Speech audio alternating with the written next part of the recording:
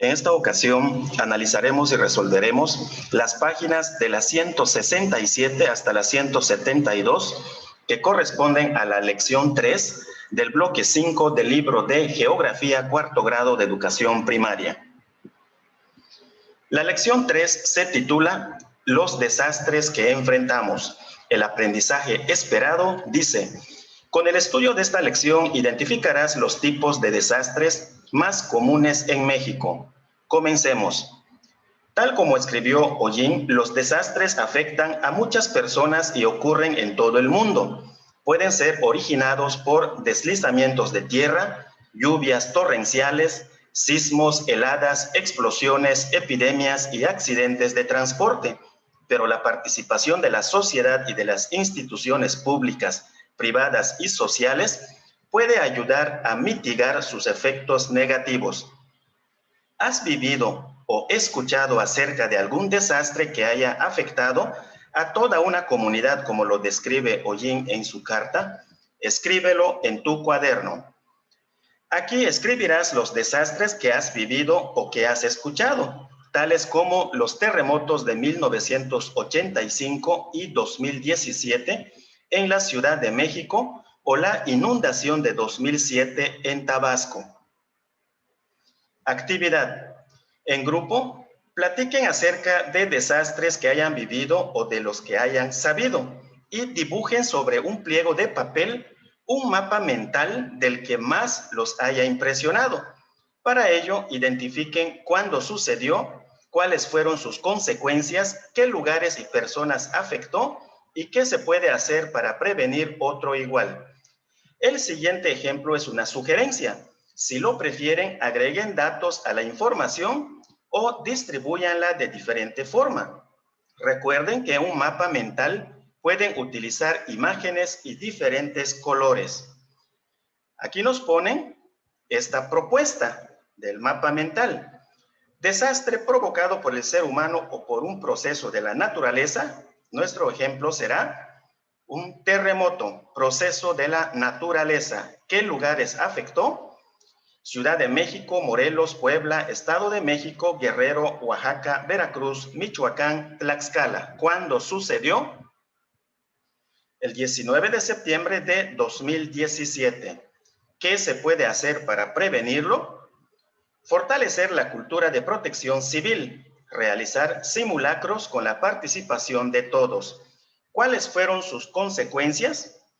Murieron 369 personas, la mayoría en la Ciudad de México. Derrumbe de casas y edificios, pérdidas económicas. ¿A cuántas personas afectó? 369 fallecidos, 7,289 heridos y miles de damnificados. Podemos acompañar nuestro mapa mental con algunas imágenes o ilustraciones. Aprendamos más. Los desastres. Cuando ocurre un desastre, se afecta la vida natural, social, económica y cultural. Los desastres pueden ser naturales o humanos. Los naturales son los ciclones, heladas, sequías, terremotos, deslizamientos de tierra. Los humanos, explosiones en fábricas, epidemias, derrames de sustancias tóxicas, contaminación. Actividad. En las imágenes de estas páginas se muestran algunos de los peores desastres que ha enfrentado México. En grupo, analícenlos y encierren en un círculo azul los que son originados por un fenómeno natural y en uno anaranjado los antropogénicos, es decir, provocados por el ser humano. Aquí tenemos esta primera imagen. Los sismos de septiembre de 1985 y 2017 destruyeron varias zonas de la Ciudad de México. De color azul porque tiene una causa natural. En septiembre de 2009, el huracán Jimena azotó las costas de Baja California Sur, también de color azul. Incendio del pozo Ixtoc 1 en la bahía de Campeche, donde se derramaron 1.81 millones de barriles de petróleo en 1979. De color naranja porque tuvo causas humanas. En noviembre de 2007, el estado de Tabasco sufrió severas inundaciones de color azul y el incendio en Cerro La Vela, Chiapas, de color naranja. Entre todos respondan, ¿cuántos de ustedes han vivido un desastre relacionado con un fenómeno natural?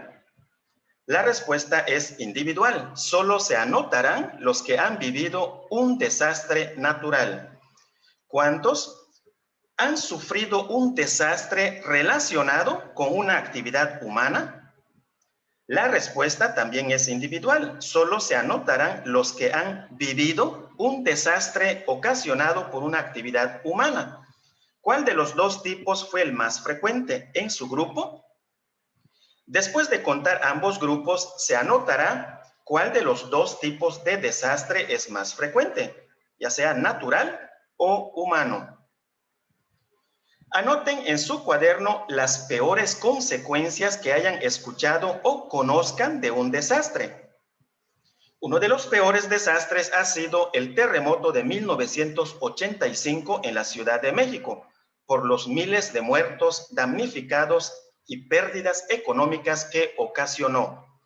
Entre todos, hagan una lista que exponga las consecuencias negativas de los desastres en México. Las víctimas humanas, el derrumbe de casas y edificios, los damnificados, las pérdidas económicas y las afectaciones psicológicas.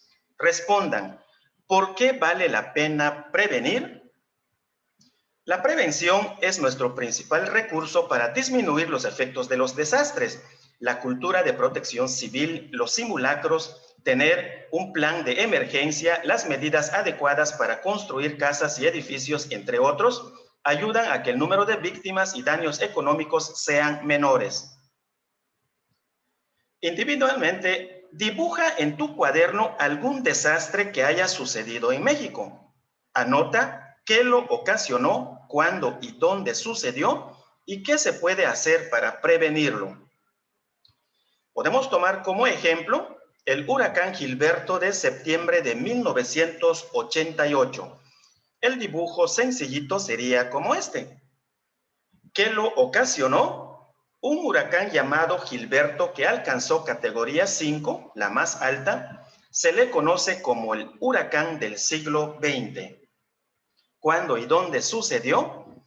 Sucedió en el mes de septiembre de 1988. Golpeó la península de Yucatán, Tabasco, Veracruz, Tamaulipas, Nuevo León y Coahuila, así como muchos países del Caribe. ¿Qué se puede hacer para prevenirlo? Fortalecer la cultura de protección civil y seguir las indicaciones según el semáforo de huracanes. Ahí tenemos el semáforo de huracanes.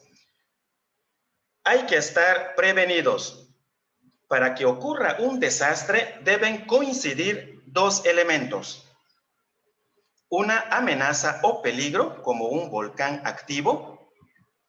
Número 2, una población expuesta o vulnerable. Para prevenir los desastres es mejor no ubicarnos dentro o cerca de una zona de peligro, volcanes, ríos, gasolineras, oleoductos, fábricas, etc. Si no se puede evitar construir viviendas cerca de los lugares de riesgo, entonces es importante tener un plan de prevención en caso de que ocurra una emergencia. Exploremos en parejas. Analicen los mapas de las páginas 11 y 18 del Atlas de México. Elaboren en su cuaderno una tabla de 6 columnas como la de abajo y en cada una escriban el nombre de las entidades que requieren tomar medidas preventivas frente a erupciones volcánicas, terremotos, heladas, sequías, inundaciones y ciclones. Entonces vamos a hacer una tablita como esta de acuerdo a este primer mapa. Aquí tenemos que fijarnos en las entidades que están pintadas de este color rojo y naranja, que tienen una sismicidad severa y alta. así como también las entidades que tienen volcanes activos. En este segundo mapa, observar las entidades expuestas a heladas, sequías, inundaciones, ciclones tropicales. Aquí es interesante observar que a pesar de que la península de Yucatán y Baja California Sur son las que están más expuestas a los huracanes o ciclones tropicales, al observar la trayectoria de los ciclones más devastadores, nos damos cuenta de que ninguna entidad de la República Mexicana está prácticamente a salvo. Nuestra tabla quedaría de esta manera. Le puedes poner pausa para ir anotando las diferentes entidades según el tipo de riesgo. ¿Qué entidades pueden enfrentar desastres por sequías? Coahuila, Nuevo León, Tamaulipas, Durango, Zacatecas, San Luis Potosí, Guanajuato y Querétaro. ¿Consideran que existe alguna entidad del país que no enfrente el riesgo de desastres, ya sean de origen natural o humano? ¿Cuál y por qué? Ninguna entidad del país está a salvo de enfrentar desastres, ya sean de origen natural o humano. Apliquemos lo aprendido. Para enfrentar de manera más segura los peligros naturales y sociales, es indispensable conocer el lugar donde vivimos, las fuentes de peligro y los espacios más seguros, así como los planes familiares, escolares y comunitarios para actuar en caso de emergencia. Las medidas generales para la prevención son las siguientes. Aquí tenemos las medidas generales de prevención. Una lista de provisiones para casos de emergencia, lista de documentos que deberán estar listos y en bolsas de plástico, y los insumos indispensables para un botiquín de primeros auxilios. Estos 4 aspectos debemos anotarlos en unas fichitas porque nos va a servir en la siguiente actividad. Otras medidas que se deben tomar para evitar que ocurra un desastre son revisar las construcciones, casas, escuelas, oficinas, hospitales, entre otras, para verificar que no tengan grietas ni humedad y se conserven en buen estado. Revisar y darle mantenimiento a instalaciones como diques y tuberías de agua y gas. Señalar de manera clara los lugares de peligro, salidas de emergencia y áreas de resguardo y de seguridad en todas las construcciones donde habite gente. Asegurarse de no vivir en un lugar de alto riesgo y estar informado de las medidas de protección civil de ese barrio, colonia o localidad. Actividad. Con la ayuda de su maestro, organícense en 2 equipos y, si es posible, todos juntos hagan un recorrido por su colonia o barrio. Después, distribúyanse las siguientes tareas. Equipo número 1. En un pliego de papel grande dibujen el lugar donde viven. Incluyan casas, caminos, parcelas, cerros, ríos, edificios, parques, fábricas, gasolineras y calles principales. Del lado derecho de su dibujo, dejen un espacio en blanco para poner las medidas preventivas generales, las que ya vimos.